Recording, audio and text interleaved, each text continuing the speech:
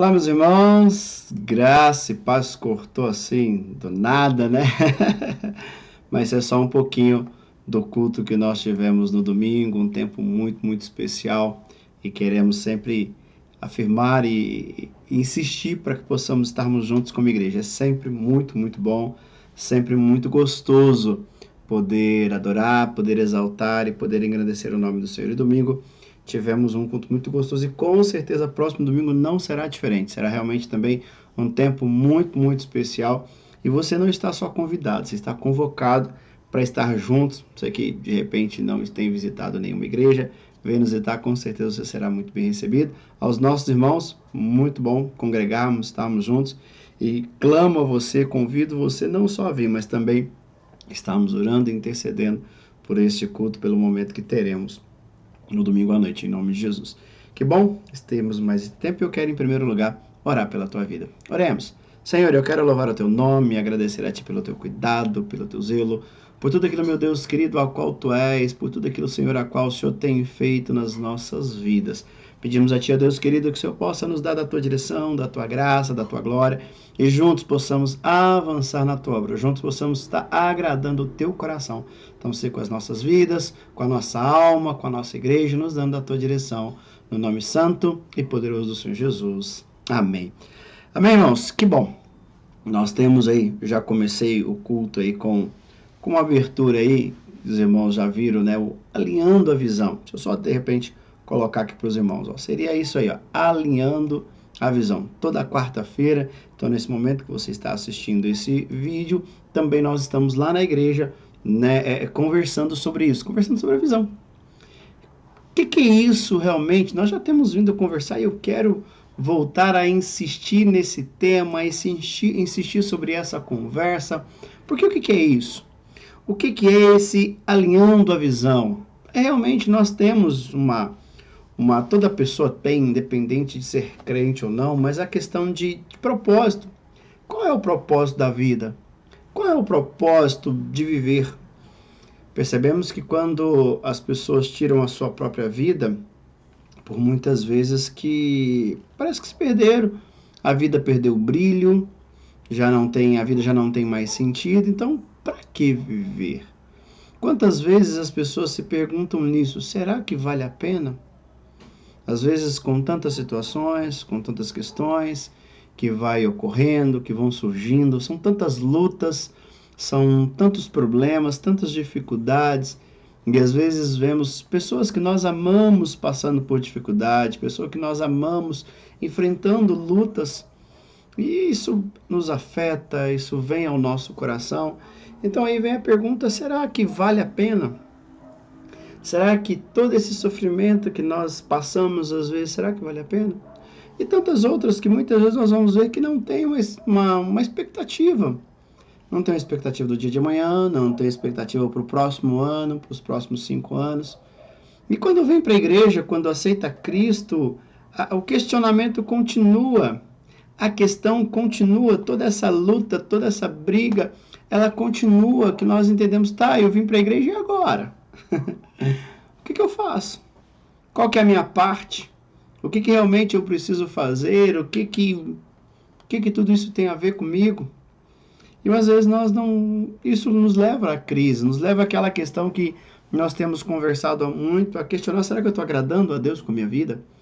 Qual é o propósito de Deus? Eu coloco muitas, a gente pergunta para as pessoas quantos têm chamado ministerial, né? Quantos se sentem chamados por Deus? E a gente percebe que, às vezes, em determinados locais, ninguém nem sequer levanta a mão. Porque entende? Não, eu não tenho chamado. Porque quando falamos de chamado, estamos falando de um chamado pastoral, chamado missionário. Estamos pensando em toda aquela questão, vamos dizer assim, aquela questão mágica, um êxtase espiritual que vem. Não, estava dormindo e sonhei com isso. Eu estava em determinado local e vi uma frase. Não, olha, alguém falou comigo que Deus tinha um chamado para mim, que Deus tinha algo muito especial para mim. Mas muitos de repente não tiveram isso. E será que o chamado está atrelado a isso? Será que o chamado de Deus? Qual é o chamado de Deus para a tua vida?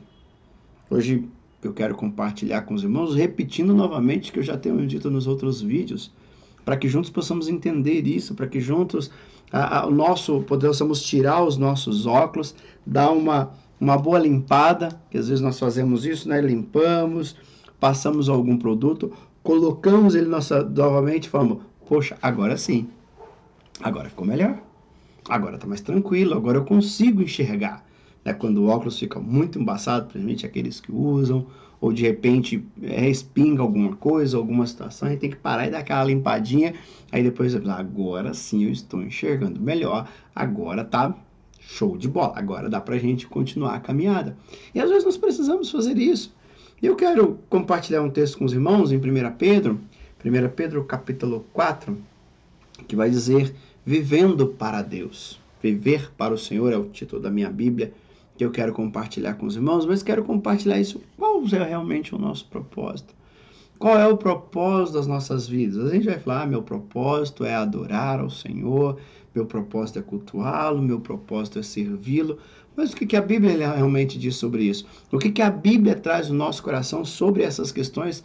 Qual é a resposta que a Bíblia nos dá quanto àquilo que eu devo fazer nesse exato momento, como um chamado de Deus, como um propósito da minha vida?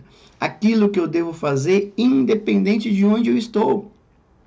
Independente se hoje eu estou no ministério, independente se hoje eu trabalho na área da enfermagem, na área de exatas, no comércio, sei lá, autônomo, não sei, né? Se eu sou um pedreiro, se eu sou, não sei, o que mais a gente pode pensar, se eu sou um motorista, realmente qual é um chamado em comum que Deus tem e qual é o que a Bíblia nos responde sobre isso. E aqui, então, em 1 Pedro no capítulo 4, olha o que ele diz assim, versículo 1. Portanto, uma vez que Cristo sofreu corporalmente, armem-se também do mesmo pensamento, pois aquele que sofreu em seu corpo rompeu com o pecado, para que no tempo em que lhe resta, não viva mais para satisfazer os maus desejos humanos, mas sim para fazer a vontade de Deus. No passado, vocês já gastaram tempo suficiente fazendo o que agrada os pagãos. Naquele tempo, vocês viviam em libertinagem, na sensualidade, na bebedeira, orgia e farras, e na idolatria repugnante. O que Pedro está querendo dizer isso? Precisamos entender um pouquinho o contexto de Pedro. Pedro está escrevendo a irmãos que estavam passando um tempo muito difícil, um tempo de perseguição, um tempo de muita luta, um tempo onde muitos deles, o governo romano já tinha tomado tudo, já tinha maltratado muito deles, muitos estavam presos, familiares de muitos já haviam mortos. Por quê? Por crer em Jesus. Não tinha feito nenhum crime, mas tinha simplesmente crido em Jesus. Para isso, essa realidade, essa verdade para nós é algo muito distante. Porque nós nunca, não sei, de repente uma ou outra pessoa, se quiser você pode fazer o comentário aqui nos nossos comentários, de repente você já sofreu uma perseguição declarada, um sofrimento declarado por causa de Jesus. Não sei, de repente de repente a família parou de conversar com você em algum momento, porque você aceitou Jesus, de repente você foi considerado como ovelha negra por aceitar Jesus, de repente você não poderia mais estar em alguns ambientes, porque agora você se tornou um crente. Não sei. Mas é uma realidade um pouco diferente ainda. Por mais de tudo aquilo que nós possamos viver, eu creio que ninguém teve os seus bens sido tomado porque é um evangélico. Pode de repente ter perdido o emprego? Não sei. Mas não creio também que alguém de nós, algum familiar nosso foi assassinado porque estava pregando, porque creu em Jesus. Também não tem. Mas essa era a verdade deles. Essa era a realidade daquilo que eles estavam vivendo. E agora Pedro está dizendo, confortando o coração deles e também desafiando a viver o querer e a vontade do Senhor.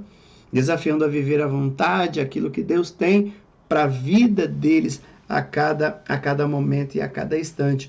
Então ele diz, olha, antes nós vivíamos para nós, agora queremos viver a Deus.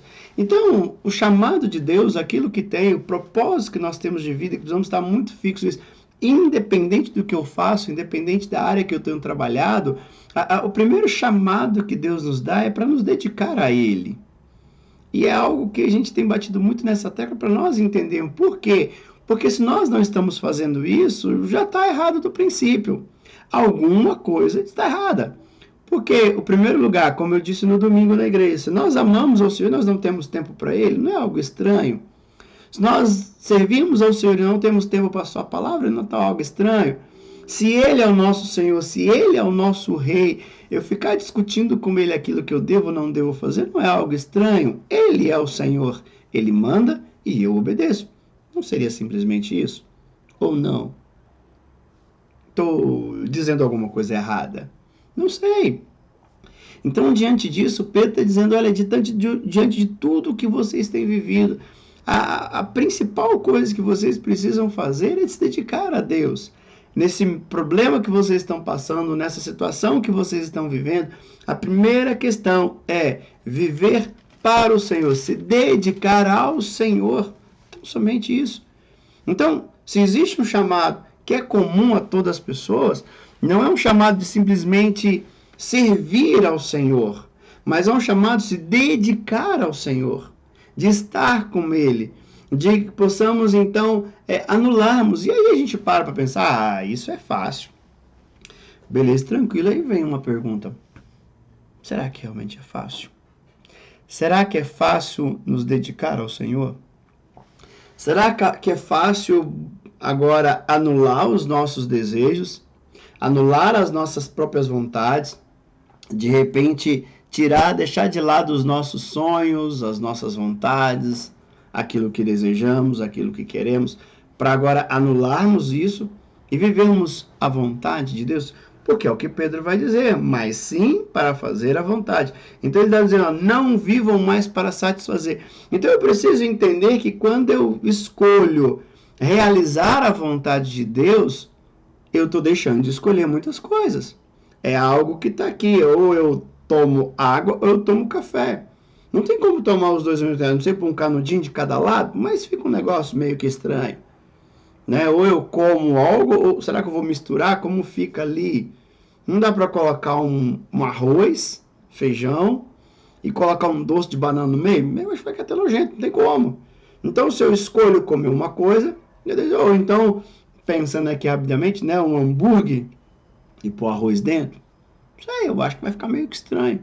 Então, a vida é feita de escolha, a vida é feita de decisões.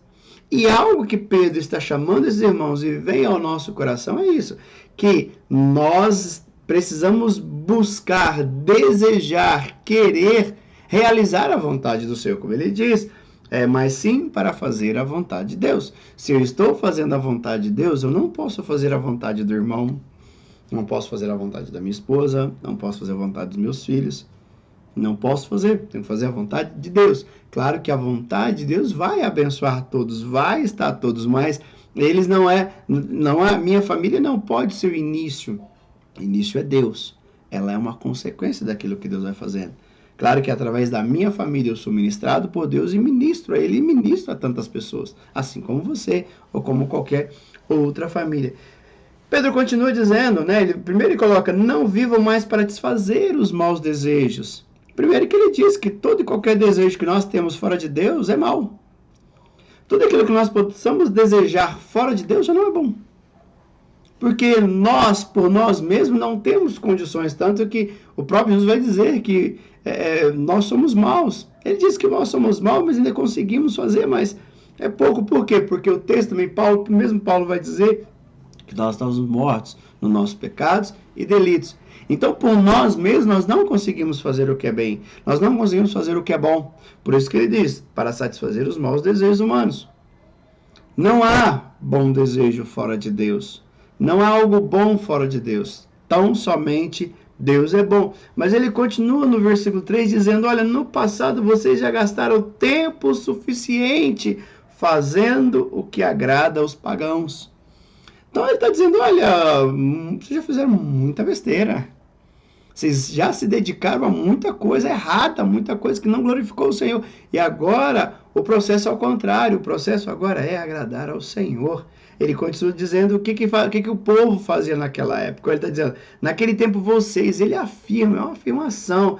Naquele tempo vocês viviam na libertinagem, viviam em libertinagem, na sensualidade, na bebedeira, orgias e farras, na idolatria repugnante. Ele está dizendo, e eles acham estranho que vocês se lancem com eles no mesmo torrente de imoralidade, e por isso os insultam.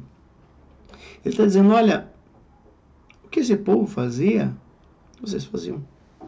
Agora vocês têm nova vida em Cristo. Vocês agora são de Deus, vocês agora são do Senhor. E esse sofrimento que vocês estão vivendo, Jesus também viveu. Então ele vai dizer, né, a gente olhar no capítulo 3, ele vai dizer, olha, que o sofrimento que vocês estão vivendo é o mesmo sofrimento que Jesus viveu. E esse sofrimento é uma confirmação que estamos no caminho certo. Tanto que às vezes nós buscamos muito aquilo de, não, eu não quero sofrer, mas na vida cristã, na vida com Cristo, isso seria algo que a gente pode declarar um pouco impossível, né? De podermos viver uma vida como cristão sem gerar sofrimento. Não que esse sofrimento de repente virá de fora, porque pode vir, como o mundo está aí, mas o maior problema às vezes é a luta que nós temos, o sofrimento que nós temos, porque aquilo que eu quero, agora eu sei que é mal. E eu preciso agora então desejar e realizar e fazer a vontade de Deus, que é boa, que é perfeita, que é agradável. E assim nós começamos uma luta. E essa luta vai gerando sofrimento. Essa luta vai gerando muitas situações. Por quê? Porque nós estamos passando por um processo de transformação para nos tornar a imagem e semelhança de Cristo. Então, tudo aquilo que não condiz com Deus, tudo aquilo que não agrada o Senhor, agora eu preciso deixar de lado. Então, se existe um chamado, se existe um processo, se existe um propósito de vida que nós temos todos os dias, é nos dedicar a Deus, é anular a nossa vida, é morrer para mim mesmo. Tanto que Paulo vai dizer, não vivo mais eu, mas Cristo vive em mim.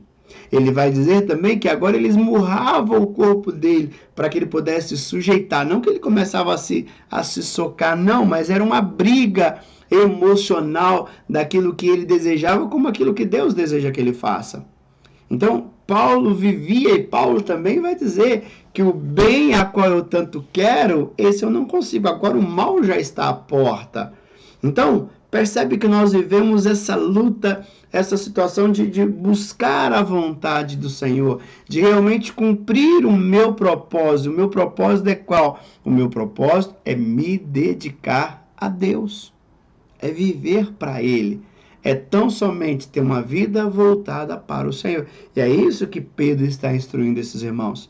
E não eram irmãos que estavam descansando na praia, não eram irmãos que estavam vivendo um momento financeiro muito bom, vivendo, como diz hoje, né, dentro de alguns meios evangélicos. Não eram irmãos que estavam tendo a prosperidade de Deus sobre a sua vida.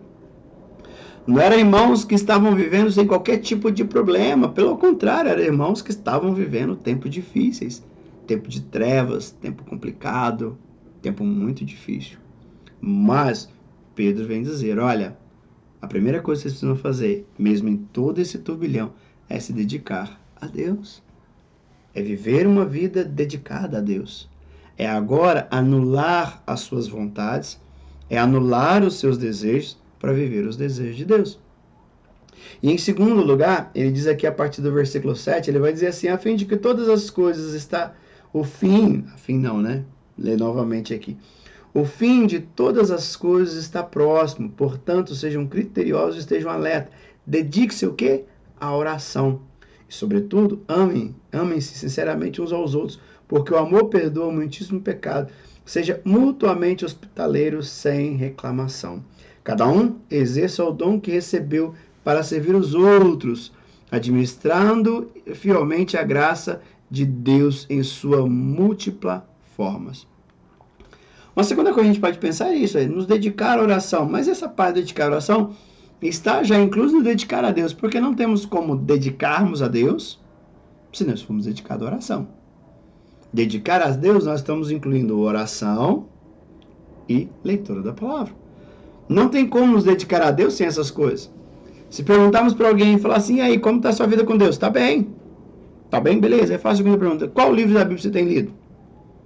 Se ele falar que não, olha, eu não estou tendo tempo, tá difícil, né? Muita correria, muito trabalho, porque o que a gente mais ouve das pessoas, né? Todo mundo tá correndo. Eles perguntam às pessoas, como tá só na correria? Ninguém responde, mas estou bem. Todo mundo tá na correria. Hoje virou um jargão, né? A gente nunca sabe o que é real, o que não é real. Mas, cada um.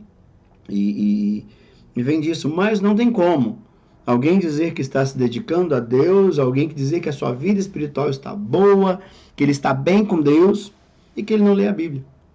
Sendo muito sincero, eu acho até mesmo às vezes um absurdo crente de 2, 3 anos, 4 anos, e sabe o que? Nunca ler a Bíblia toda. Vergonha, né? É uma vergonha. Como ser cristão? Como assim? Ah, mas eu não sei ler. Sim, hoje tem áudio. Aí só um tempo atrás até era válido. E eu já ouvi de tantas pessoas que não sabiam ler, mas ia perto de alguém que sabia e pedia para ler. Então, assim, se você é um cristão, um crente, nunca leu a sua Bíblia toda, eu acho que está na hora de a gente repensar em algumas coisas. Não estou dizendo que você tem que ler a Bíblia toda em um ano. Não, não é isso. Não é isso. Mas tire aí os próximos 2, 3 anos e fala, não, eu vou ler a Bíblia toda. Leia aí.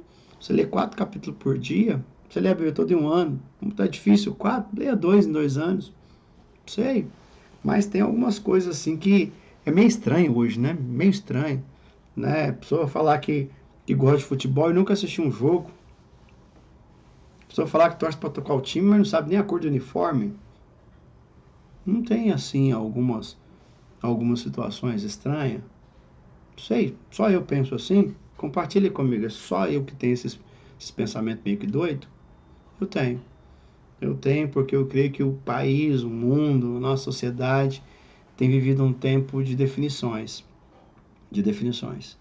E nós precisamos definir de que lado nós estamos. De que lado nós estamos. Então, precisamos dedicar a segunda parte que ele vai dizer aqui no versículo 8, ele vai dizer, sobretudo, amem sinceramente uns aos outros, porque o amor perdoa muitíssimo pecado. A segunda coisa que Pedro diz a esses irmãos é o seguinte, olha, dedique-se aos outros. Dedique-se ao próximo.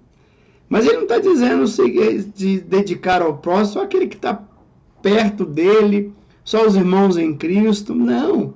Ele está dizendo um contexto de perseguição.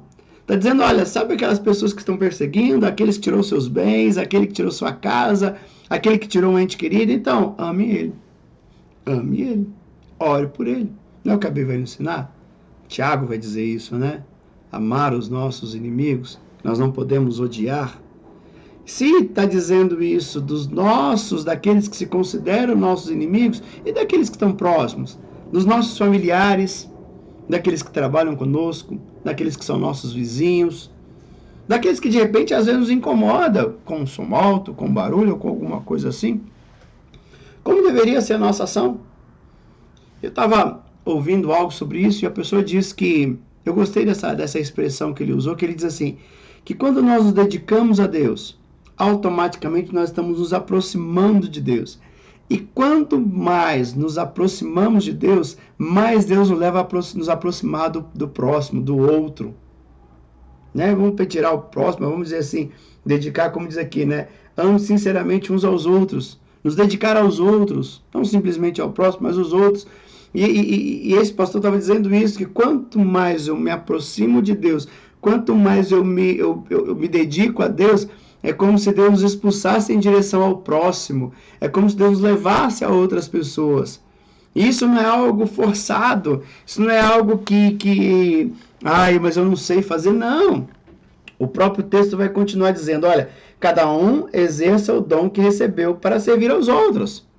Qual é o seu dom? Qual é o seu dom?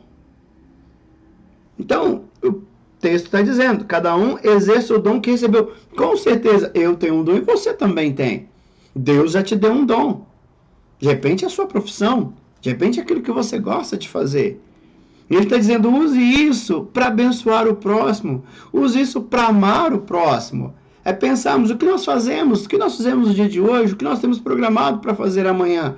Façamos com dedicação, façamos com amor, façamos para o Senhor. Para Deus, para que o Senhor possa ser glorificado. É o que ele vai dizer aqui, né, já pulando um pouquinho, mas no versículo 11, que ele vai dizer assim, olha, Ó, se alguém fala, faça com quem transmita a palavra de Deus. Se alguém serve, faça com força que Deus provê, de forma que em todas as coisas Deus seja glorificado mediante Jesus Cristo, a quem seja a glória e o poder para todos sempre. Amém. Ele diz isso, de que em todas as coisas, em todas as formas que você for fazer, se é na área que você trabalha, se é no teu trabalho, o que você precisa fazer amanhã, faça disso, faça de forma que em todas essas coisas que você vai fazer amanhã, ou de repente ainda hoje, que Deus seja glorificado mediante Jesus. Então, o nosso propósito, o propósito da nossa vida está enquadrado nesses dois pontos. Dedicarmos ao Senhor. Eu não posso esquecer que a cruz do Calvário, a morte de Jesus, ela me aponta ao outro. Ela me aponta ao próximo. Ela aponta para mim daquilo que Cristo fez por mim, da restauração, da salvação que ganhamos. Então, quando eu olho para a cruz, eu me vejo, né, a redenção que Deus fez na minha vida. Então a cruz aponta para o meu coração. A cruz revela o amor que Deus tem sobre mim. Mas a cruz também aponta ao próximo, ao outro, mostrando que esse mesmo amor. E é isso que nós temos feito na quarta-feira. Alinhando a visão para ver como nós vamos exercer isso. Eu tenho um dom, você tem outro, de repente um outro irmão tem outro. E como tudo isso alinhado, nós possamos usar para servir ao próximo, para amar ao próximo, para nos dedicar ao próximo, como diz o versículo 11 novamente. Porque se de repente no nosso meio alguém fala bem, faça isso com quem transmite a palavra de Deus. Se aquilo que você faz bem, se aquilo que você faz você gosta, faça agora, né, transmitindo nisso a palavra do Senhor. Né? Paulo também não vai dizer, quer comais, quer bebais, façais tudo para a glória do Senhor. Não é essa a questão? Não é essa a verdade? Não é isso que Deus tem para as nossas vidas? Então, que nós possamos pensar em tudo isso, e esse é o nosso desejo, é como igreja, que temos várias pessoas, nós possamos pensar, peraí, como cada irmão pode, é como um quebra-cabeça, é uma peça diferente, mas quando nós os unimos, ela encaixa perfeitamente, e quando ela encaixa, ela mostra uma imagem bonita, mostra a imagem de Cristo, agora não mais simplesmente na cruz, um Cristo sim que passou pela cruz por amor, um Cristo sim que passou pelo túmulo por amor. Mas hoje tem uma canção que diz, né? Eu olho para a cruz, não vejo Jesus. Por quê? Porque ele vivo está. Porque ele vivo está. E é isso que nós precisamos pensar. Nós precisamos, é muito bom termos cultos bonitos, cultos abençoados, eventos abençoados, tantos outros, mas não é a nossa missão. A nossa missão não é preparar nada bonito, a nossa missão é levar esperança ao perdido. A nossa missão é dizer às pessoas que Jesus morreu por ela. E os dons que o Senhor nos dá é isso, o Senhor nos capacita para que nós possamos servir ao próximo. O dom não é algo simplesmente que a gente possa ter e falar, não, eu tenho, eu sei fazer. Não, mas o que adianta saber fazer? Tocar bem, cantar bem, pregar bem, preparar bem eventos, se isso não atinge o coração do próximo, se isso não leva esperança ao próximo. Então, gostaria que nós pudéssemos, de uma forma bem tranquila hoje, pensarmos nisso com muito cuidado, em nome do Senhor Jesus. Amém, irmãos? Deus abençoe. Deixa eu orar pela tua vida. Pai, em nome do Senhor Jesus, eu quero te louvar. Quero, meu Deus, te agradecer e colocar a vida de cada um dos meus irmãos na tua presença, pedindo da tua direção, da tua graça e do teu poder. E que juntos, ó Pai, possamos a cada dia entender o teu querer, a tua vontade, o teu propósito sobre nós. É o que eu oro e agradeço no nome de Jesus. Amém. Amém, meus irmãos? Que Deus, então, esteja te abençoando aí poderosamente em nome de Jesus. Fiquem todos com Deus.